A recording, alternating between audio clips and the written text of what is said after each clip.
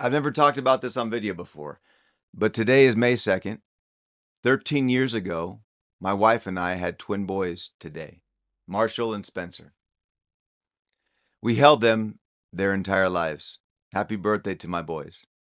I chose to post this today on purpose because if I'm going to talk to you about what your brain does when life gets heavy, I should probably do it on the day that mine got the heaviest. There were people who expected me to break after that. I didn't. Not because I'm tougher than anyone else. I just happen to have two things that most people don't have when the worst day of their life shows up. I had a master's degree in psychology, and I had been teaching at a university for 5 years. So I understood what the brain does under that kind of pressure.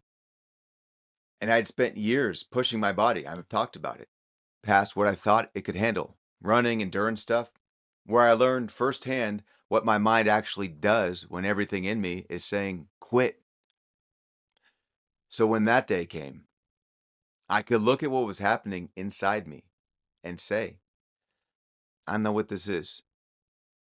A lot of people could not do that if a crisis happened in their lives right now, and it's not their fault. Nobody ever gave them the vocabulary for it or the tools to help. We usually don't go looking for those until after the crisis happens, right? There's a lot more to Marshall and Spencer's story, and I'll share that with you when the time and the context is right. What I want to describe is going to sound like your life. The term is called cognitive load, and it basically means that your brain has this working memory. It's the part that holds whatever it is you're actively thinking about, and it can only hold so much.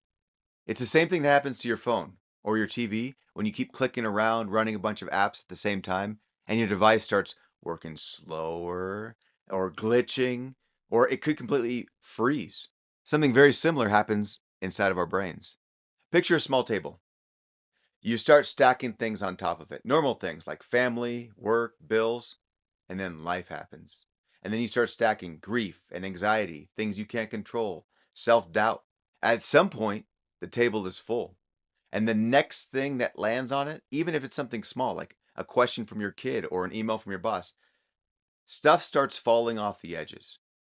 You forget things, you snap at people, you can't make a decision to save your life. That's not a character flaw. That's your brain hitting a ceiling that every single human brain has. You have too many apps open and your device is crashing. So, what do you do about it? You've probably heard people say that you should journal.